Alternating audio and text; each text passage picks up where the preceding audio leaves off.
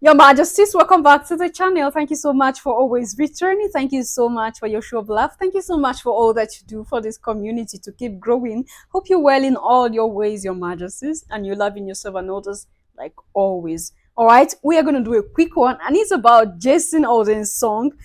All right, I don't really have interest in topics like this, but because of the commentary from Dara Star Talker, I'm going to leave the name there on the screen. She breaks through this music, and there's a lot of things that I feel it resonates with me, and it's about everything I do up here. That's why I say, okay, why not we bring it here so that we deliberate on it. Personally, I think I keep talking about police brutality and everything against the black community everywhere. It's not just even in America, but is very pronounced in America, like everywhere. Because I don't see why a song promoting a song that encourages people to attack black people is normal. I don't see a reason why such a song is normal. All right, and expecting that the melanated people should feel free with a white officer parading with something. I think it was up here that I brought you. There was a video, Your Majesties. There was a video I brought up here. I was trying to show you what happened exactly to that man while he was on his way home from service. Like, he's a military person who was going home after work, and the police pull him over and ask him to drop. Like, he was asking, what have I done? And they told him not to say a word. Now, out of the fear, he is alone. A black man alone in a car. And these people, two white policemen, were asking him to drop from the car with gun pointed at him. Now, who would have that courage, especially what is happening around, or what has been happening around that we keep hearing? Who would have that courage to just drop down? And one, he didn't break any rule. He asked them, what have I done? And you hear the way these people were shouting, just pull over. And this man kept asking, I need to know what I have done so I can pull over and come out. They started using first on him, pouring things on him, and the rest of them, they pulled him down, threw him on the floor. Their legs are on his head, and they started accusing him of charges. Like, while I was watching, I was like, but what is this? Is witchcraft in daylight, broad daylight witchcraft. Or wizardry. Because they have their own way of creating even crimes, labeling you with crimes that you don't even you know nothing of, Your Majesty. This is what I'm saying. So this music, except anyway, let's listen to her because she did justice to the whole thing, and I just hope you understand why I'm bringing this here. You know what bothers me most about the Jason Aldean situation? It's the insincerity of his response and the blatant ignorance that accompanied it. So if you don't know, Jason Aldean is a country singer who put out a music video called Try That in a Small Town. It's basically an anti-protester, pro-cop anthem. It starts out innocently enough, castigating anyone who thinks they can get away with robbing and carjacking people in a small town. Fine, don't do bad things in my neighborhood because we look out for our own. Great. But by the second stanza, he's moved on to scolding people who disrespect cops and burn flags. So we shifted from describing behavior that's blatantly harmful to other human beings to behavior that's merely associated with people who don't share his political viewpoints. From here on, the whole timbre of the song shifts to a brazenly nationalistic, chest-thumping repudiation of people who would vaguely be described as woke, I'm sure. After that, he starts to make outright threats. See how far you make it down the road. Then he starts making false claims that they are coming for his guns. He goes on to describe the good old boys who are poised and ready for a fight. The songwriters are Kelly Lovelace, Nell Thrasher, Tully Kennedy, and Kurt Michael Allison, by the way. Some of Nashville's finest, I'm sure. The video, which was released on Friday, is even more egregious than the song itself. CMT had to pull it because there were so many complaints. It contains non-stop news footage of protesters being depicted as merely violent, antisocial agitators, making lewd gestures at cops and throwing Molotov cocktails at buildings, a reinforcement of right-wing messaging. And the whole thing is overlaid, of course, with giant, wholesome wheat fields where the good guys hang out, and the American flag is perpetually blowing in the wind. At one point, the video depicts protesters being assaulted by police in riot gear, and one scene even shows protesters being mowed down by a police car.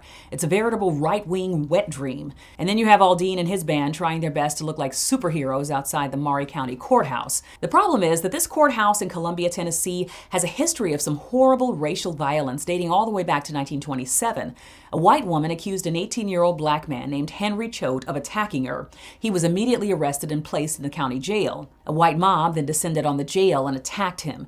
He was bashed in the head repeatedly with a hammer and killed. After that, the white mob tied him to a truck and dragged him to the Maury County Courthouse in Aldean's video and hung his body there for the whole town to witness. Then in 1946, a black Navy vet got into an altercation with a white shopkeeper.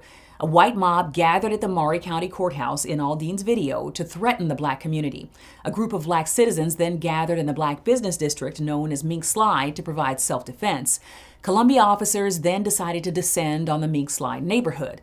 The crowd warned them to back off, but when they didn't, 4 police officers were shot and wounded.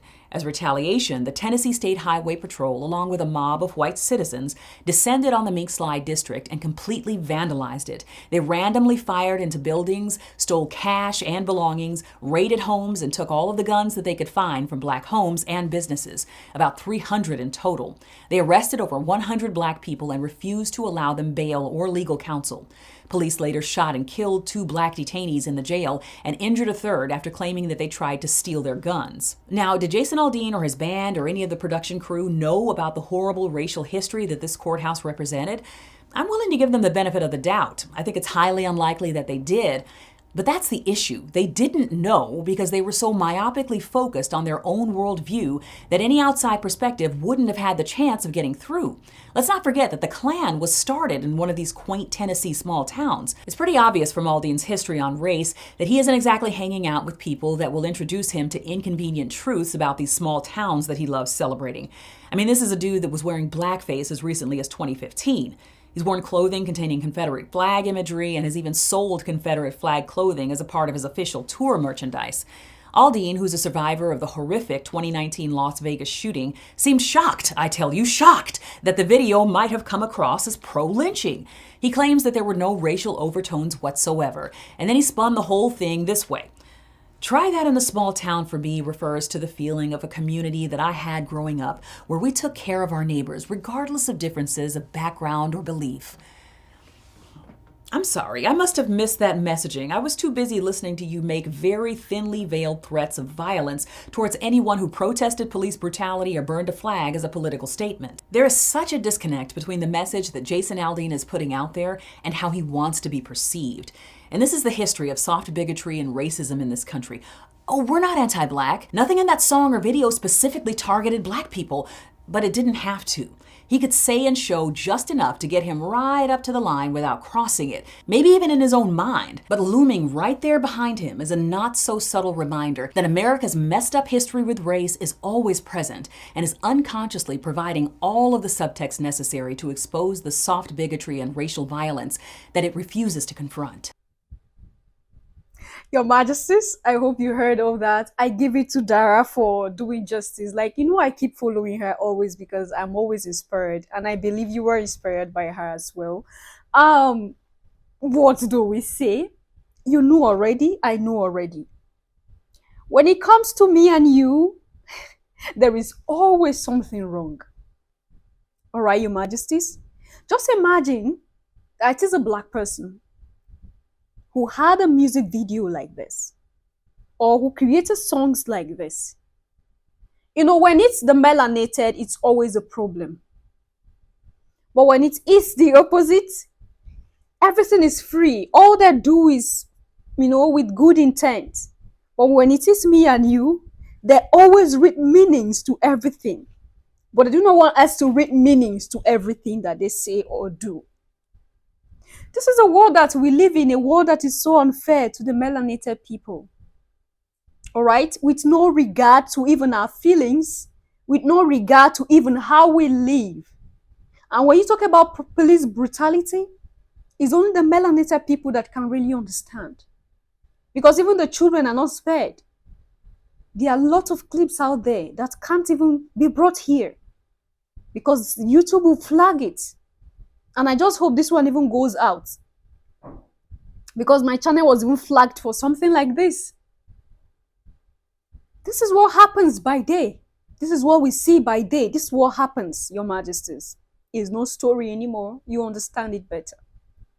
And that is why I keep saying this, that we are the only one that got our backs. We should protect each other's interest. We should love each other. We shouldn't push ourselves out there. Just like a mother. Yes, your child does wrong, but there are times you have to discipline the child, of course, within. Discipline the child very well. But do not push out that child to be left alone, no matter how it is. Because you are the only hope that that child has. And that is how it is with ourselves. If we can't protect each other, if we can't have each other's backs, we always keep dragging ourselves to the mud. We always keep dragging ourselves to the enemy. They will always keep having upper hand when it comes to us. We have to throw out these whole differences and embrace each other. All right? And correct one another with love and sincerity. And you see how the melanated will thrive. That the world will be in awe. What do you think, Your Majesties? Leave your comment or thought there in the section, and I will see you in my next one. Until then, love yourself, love others, stay safe, stay positive. Always, Your Majesties. Bye for now.